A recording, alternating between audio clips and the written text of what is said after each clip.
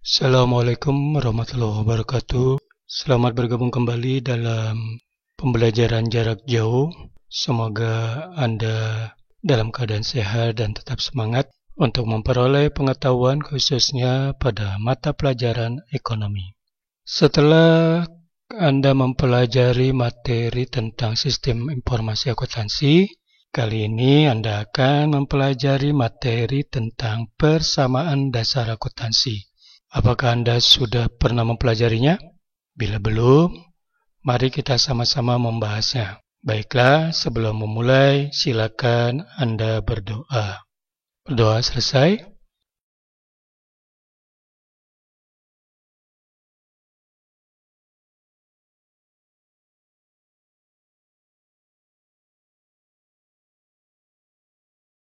Coba Anda perhatikan ilustrasi proses akuntansi berikut.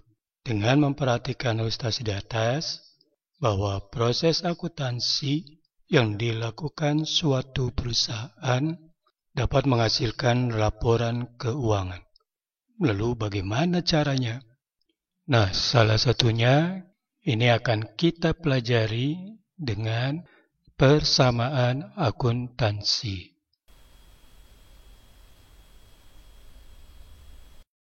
Oke, berikut kompetensi dasar dan indikator yang harus Anda kuasai.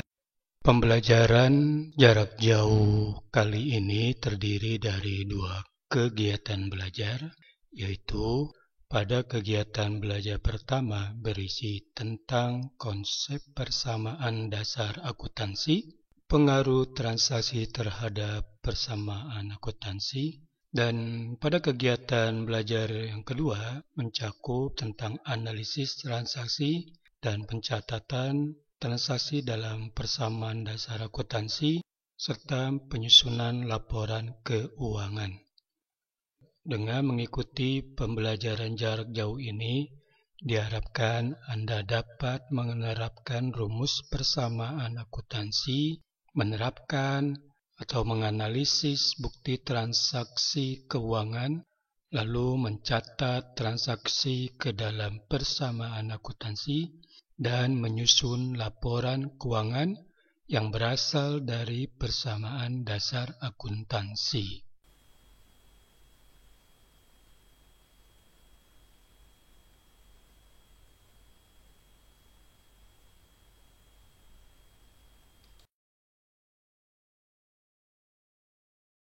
Baiklah, kita masuk ke kegiatan belajar pertama, yaitu tentang konsep persamaan dasar akuntansi.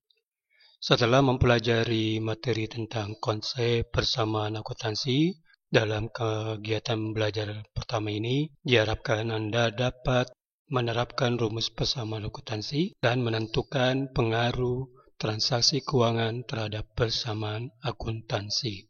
Nah, untuk mencapai tujuan belajar yang diharapkan, Anda harus mempelajari materi pembelajaran ini secara berulang dan mengerjakan setiap aktivitas belajar yang tersedia. Buatlah catatan kecil untuk materi yang belum Anda pahami, lalu tanyakan kepada gurumu, sehingga setelah mempelajari materi ini, kalian dapat memperoleh kejelasan tentang materi ini, kemudian kalian bisa mengikuti latihan dan tugas yang tersedia. Selamat mengikuti. Oke, kita masuk tentang konsep persamaan dasar akuntansi. Transaksi keuangan yang dilakukan perusahaan harus dicatat dan dilaporkan. Pencatatan transaksi usaha dapat dilakukan dengan persamaan akuntansi. Pencatatan transaksi dalam persamaan akuntansi dapat diketahui pengaruh suatu transaksi terhadap posisi keuangan perusahaan. Untuk memudahkan kita dalam mengetahui pengaruh suatu transaksi, maka transaksi tersebut harus dikelompokkan dalam suatu catatan transaksi yang sejenis, yang disebut sebagai pos transaksi atau akun, atau juga ada yang menyebutnya dengan rekening. Dalam materi berikut ini, Akan dijelaskan pencatatan transaksi dengan menggunakan persamaan akuntansi serta jenis-jenis akun yang terdapat dalam persamaan akuntansi. Pencatatan transaksi keuangan yang terjadi dalam perusahaan dilakukan berdasarkan konsep persamaan akuntansi. Dengan konsep tersebut, dapat diketahui pengaruh dari suatu transaksi terhadap posisi keuangan perusahaan.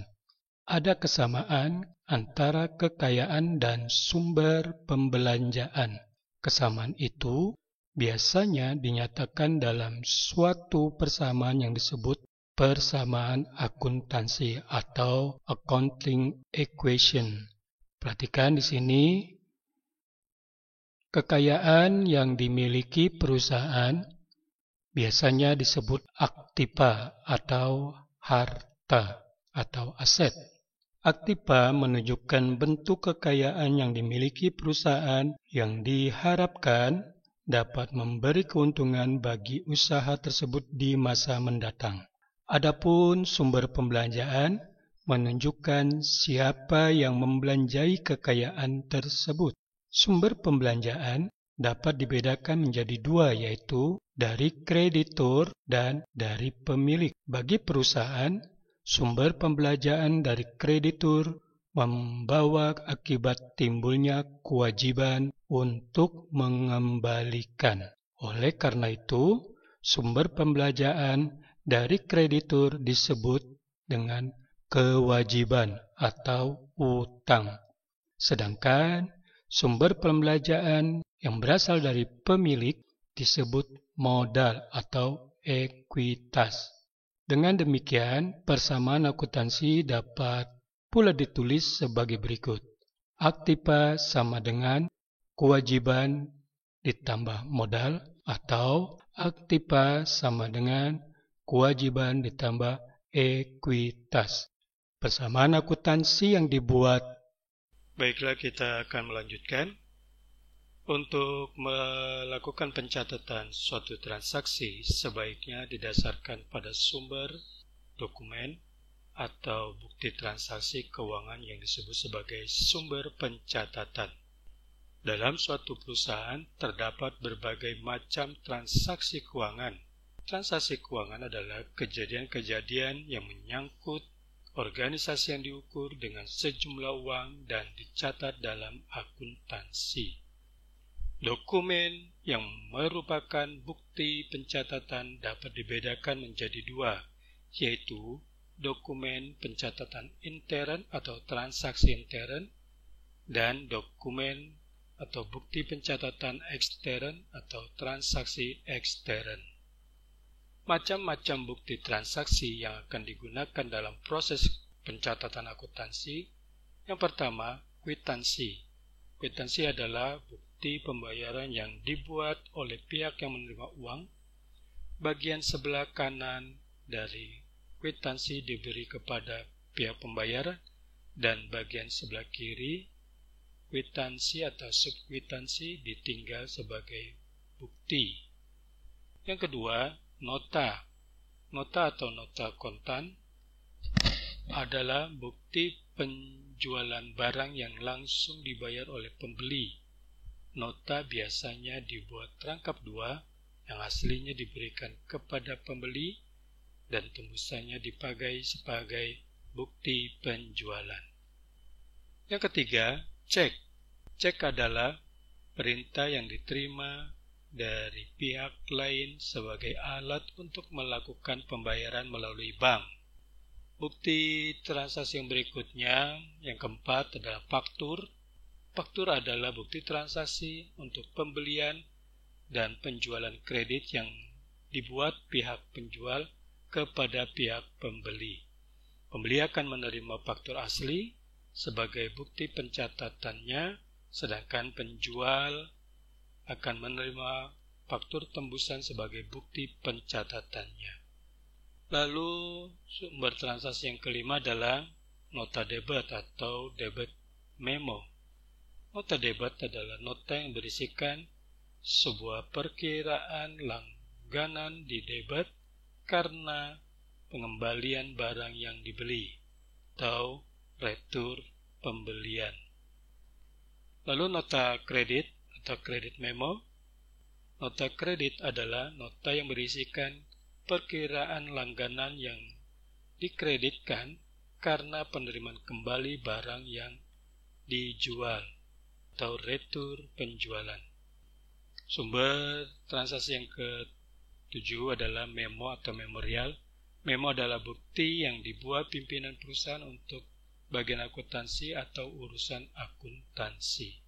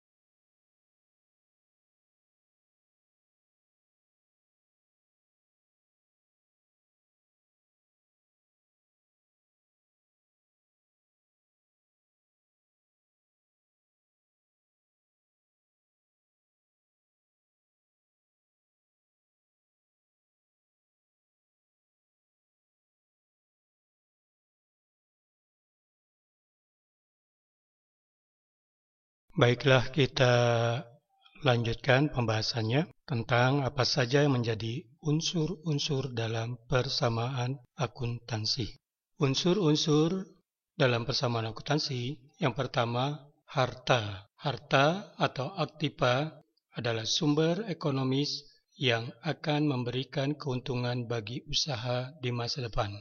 Aktiva antara lain adalah yang pertama, aktiva lancar. Aktiva lancar adalah aktiva yang diperkirakan dapat direalisasikan yang dimiliki perusahaan dengan tujuan untuk dijual atau digunakan hingga habis per unitnya dalam jangka waktu 12 bulan atau 1 tahun. Contohnya adalah uang kas atau uang kas yang ada di bank, kemudian surat berharga, lalu deposito berjangka, kemudian lagi ada wesel tagih, piutang usaha, persediaan barang dagang. Juga yang termasuk aktiva lancar bisa dikatakan misalnya beban dibayar di muka. Dan ada juga misalnya piutang yang masih harus diterima. Lalu aktiva yang lainnya, yang kedua, penyertaan atau investasi. Ini merupakan penyertaan modal jangka panjang kepada perusahaan lain atau dimaksudkan untuk menguasai perusahaan lain. Contoh, penyertaan dalam bentuk saham atau obligasi, serta aktiva lain seperti pembelian tanah dengan rencana penggunaan yang akan datang. Bentuk harta berikutnya yang ketiga, yaitu aktiva tetap. Aktiva tetap adalah aktiva berwujud yang digunakan untuk operasional perusahaan dan mempunyai masa manfaat 1 tahun atau lebih. Contoh aktiva tetap antara lain sebagai berikut. Yang pertama, tanah atau hak atas tanah. Yang kedua, bangunan. Kemudian yang ketiga, mesin. 4, peralatan atau sumber daya alam.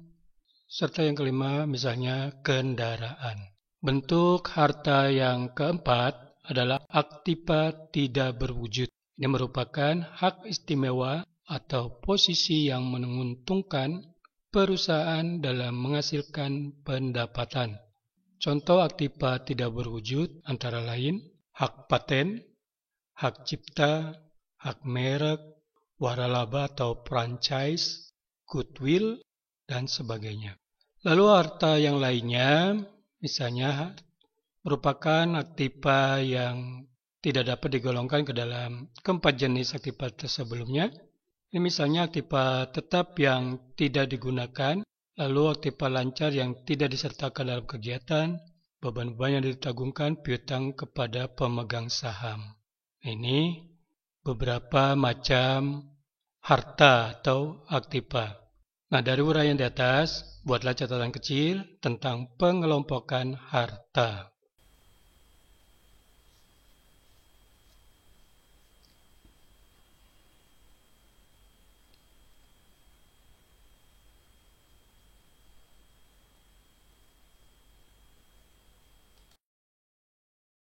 Unsur yang kedua dalam persamaan akuntansi adalah utang atau kewajiban. Utang atau kewajiban adalah pengorbanan ekonomis yang wajib dilakukan perusahaan di masa yang akan datang dalam bentuk penyerahan aktiva atau pemberian jasa. Utang atau kewajiban timbul dari tindakan atau transaksi pada masa sebelumnya. Utang atau kewajiban terbagi menjadi dua, yaitu yang pertama, kewajiban lancar atau utang jangka pendek. Adalah utang yang akan dilunasi dalam jangka waktu 1 tahun. Contohnya, utang usaha, beban yang masih harus dibayar, utang atas pembelian aktiva tetap, atau pinjaman bank yang harus diselesaikan dalam waktu 1 tahun, serta pendapatan diterima di muka. Jadi itu contoh dari utang lancar. Utang yang kedua, misalnya, atau disebut sebagai utang jangka panjang.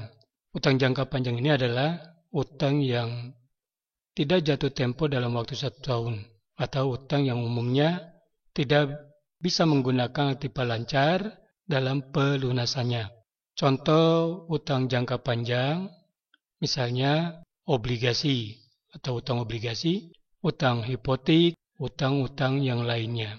Yang ketiga, utang atau kewajiban lain yang merupakan utang yang tidak bisa digolongkan ke dalam kewajiban lancar atau jangka panjang, serta kewajiban yang lainnya. Contohnya, pendapatan yang ditangguhkan atau lebih dari 1 tahun.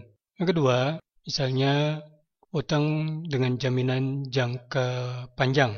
Contoh yang lainnya misalnya utang kepada direksi atau perusahaan afiliasi. Silakan kalian atau Anda buat catatan kecil tentang pengelompokan kewajiban atau utang.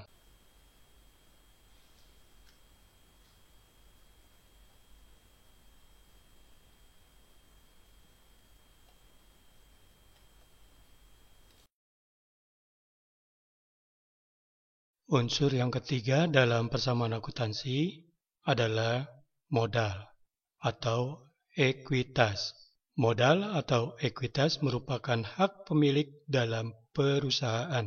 Secara teknis, modal direpresentasikan oleh selisih antara aktiva dan kewajiban. Modal berasal dari investasi pemilik atau pemegang saham dan akumulasi hasil usaha laba rugi perusahaan. Akun yang merupakan kelompok modal antara lain modal pemilik, modal persekutuan, pendapatan, dan pengambilan pribadi. Kemudian, penggolongan modal dapat digolongkan sebagai berikut. Yang pertama berdasarkan sumbernya, yang kedua berdasarkan bentuknya, yang ketiga berdasarkan pemiliknya, dan yang ketiga berdasarkan sifatnya. Kita bahas yang pertama, modal berdasarkan sumbernya.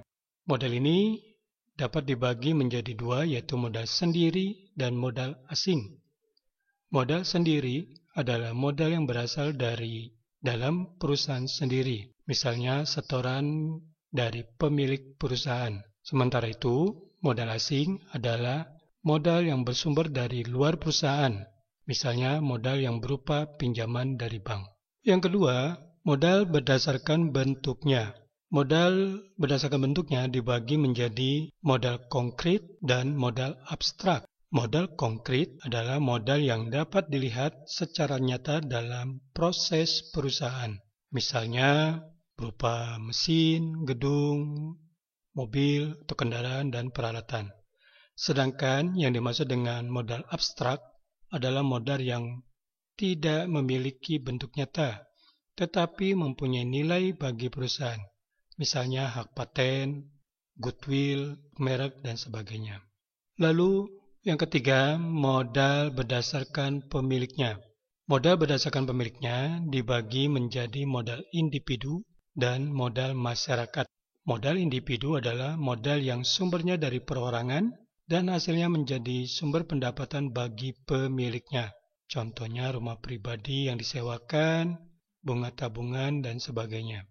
Sedangkan yang dimaksud dengan modal masyarakat adalah modal yang memiliki atau dimiliki oleh pemerintah atau masyarakat dan digunakan untuk kepentingan umum dalam proses produksi. Contohnya, misalnya rumah sakit, pemerintah, jalan, jembatan, dan sebagainya.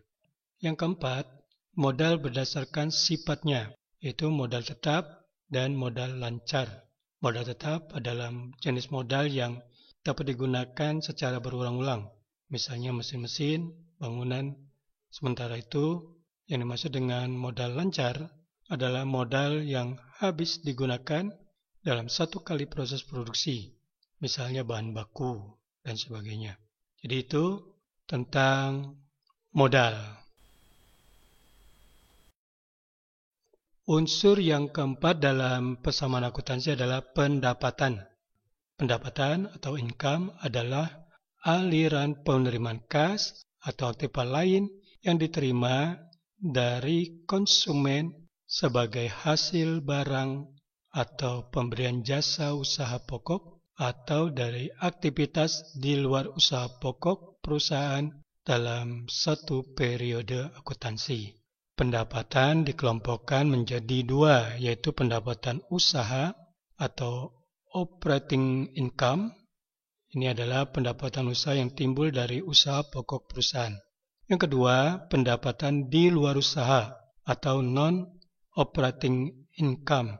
Ini adalah pendapatan di luar usaha yang timbul dari selain kegiatan usaha pokok perusahaan. Lalu unsur yang kelima dalam persamaan akuntansi adalah beban. Beban merupakan biaya yang telah dimanfaatkan dalam usaha menghasilkan pendapatan dalam satu periode akuntansi.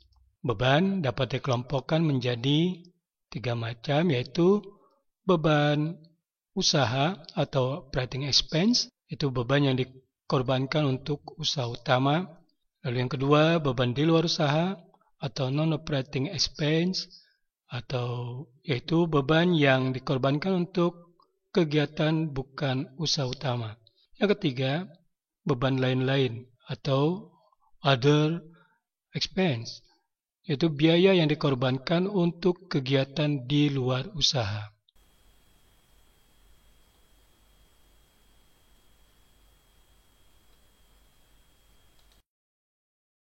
Bagaimana? Apakah Anda dapat memahami penjelasan tentang unsur-unsur dalam persamaan akuntansi?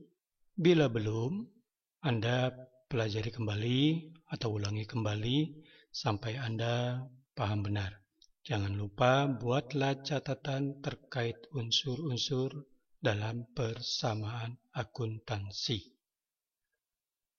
Baiklah, mari kita lanjutkan pembahasan berikutnya tentang pengaruh transaksi terhadap persamaan akuntansi.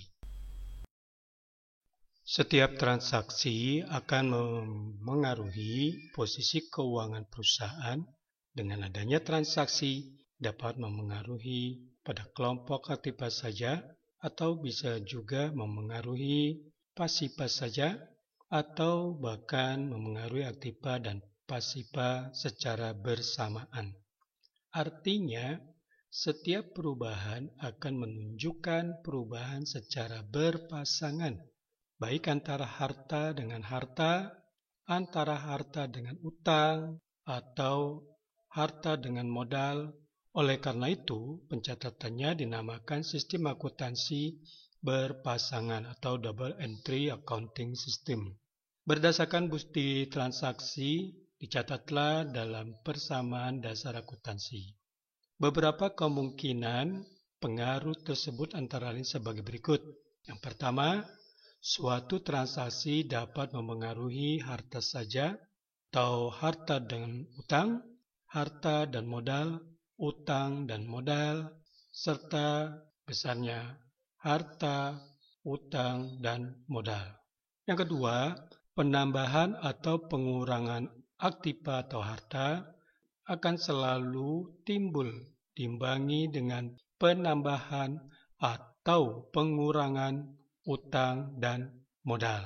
Dan yang ketiga, pendapatan akan selalu menambah modal, sedangkan beban akan selalu mengurangi modal. Hal-hal yang dapat memengaruhi besarnya modal suatu perusahaan dalam pencatatan akuntansi diantaranya sebagai berikut. Yang pertama, besarnya modal awal. Yang kedua, adanya laba atau rugi perusahaan. Yang ketiga, adanya pendapatan yang diterima perusahaan. Yang keempat, adanya beban yang dikeluarkan perusahaan. Yang kelima, adanya pengambilan untuk keperluan pribadi atau private. Yang keenam, adanya investasi tambahan dari pihak pemilik atau sumbangan donasi. Untuk lebih jelasnya, simaklah contoh pengaruh transaksi dalam pada tanggal 1 Juni 2016, Pak Heri mendirikan sebuah usaha yang bergerak di bidang percetakan dengan nama CP Rapih. Berikut ini transaksi yang terjadi selama bulan Juni 2016. Yang pertama diinvestasikan sebagai modal pertama berupa uang tunai sebesar 100 juta rupiah dan peralatan kantor sebesar 5 juta rupiah. Dari transaksi ini maka kita akan menganalisa pengaruhnya untuk dicatat dalam persamaan akuntansi. Pengaruhnya sebagai berikut. Harta berupa kas bertambah sebesar 100 juta rupiah dan harta berupa peralatan bertambah sebesar 5 juta rupiah, lalu modal bertambah sebesar 105 juta rupiah. Yang kedua, dibayar sewa atas ruang usaha sebesar Rp600.000 untuk 1 bulan. Pengaruh transaksi tersebut adalah sebagai berikut. Harta berupa kas berkurang sebesar Rp600.000 dan modal berkurang sebesar Rp600.000 karena untuk membayar sewa. Transaksi yang ketiga, dibeli secara kredit perlengkapan percetakan dari toko raja seharga Rp4 juta dan peralatan percetakan seharga Rp10 juta.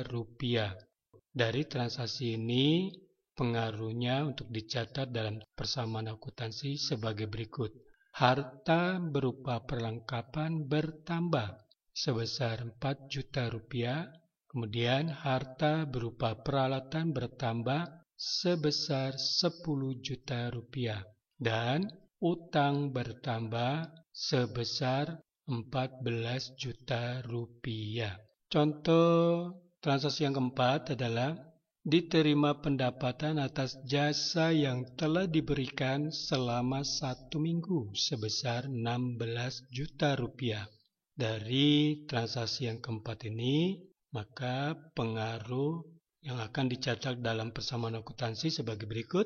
Harta berupa kas bertambah Rp16 juta, modal bertambah sebesar 16 juta rupiah karena diperoleh pendapatan. Selanjutnya, transaksi yang kelima, dibayar listrik dan air bulan Mei sebesar 2 juta rupiah. Pengaruh transaksi tersebut adalah sebagai berikut. Harta berupa kas berkurang 2 juta rupiah, modal berkurang sebesar 2 juta rupiah karena membayar biaya listrik dan air. Yang berikutnya, transaksi yang keenam, telah diselesaikan jasa cetak kepada langganan dengan biaya yang diperhitungkan sebesar Rp7.500.000.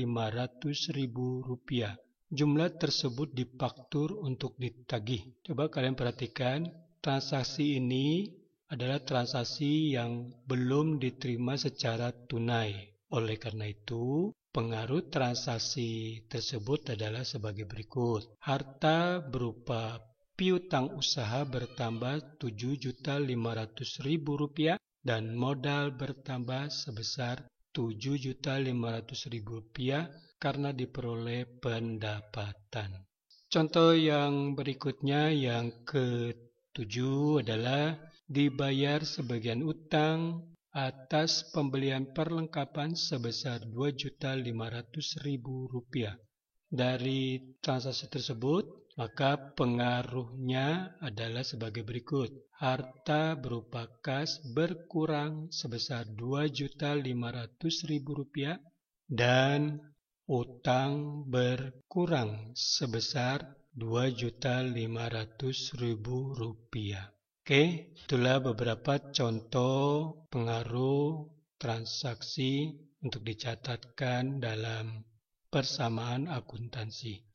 Bagaimana? Apakah Anda dapat memahami penjelasan tentang pengaruh transaksi keuangan dalam persamaan akuntansi? Bila belum, coba Anda pelajari kembali sampai Anda paham benar. Jangan lupa buatlah catatan terkait pengaruh transaksi keuangan dalam persamaan akuntansi. Oke, sampai di sini Anda telah selesai mempelajari materi konsep persamaan dasar akuntansi dan pengaruh transaksi keuangan terhadap persamaan akuntansi. Bila mana Anda belum memahami secara baik dan perlu untuk mempelajari ulang, silakan Anda ulangi kembali materi pelajaran ini. Sebaliknya, bila mana Anda memang sudah benar-benar menguasai materi yang baru saja selesai dibahas, setelah transaksi dianalisa, berikut adalah pencatatan dalam persamaan akuntansi.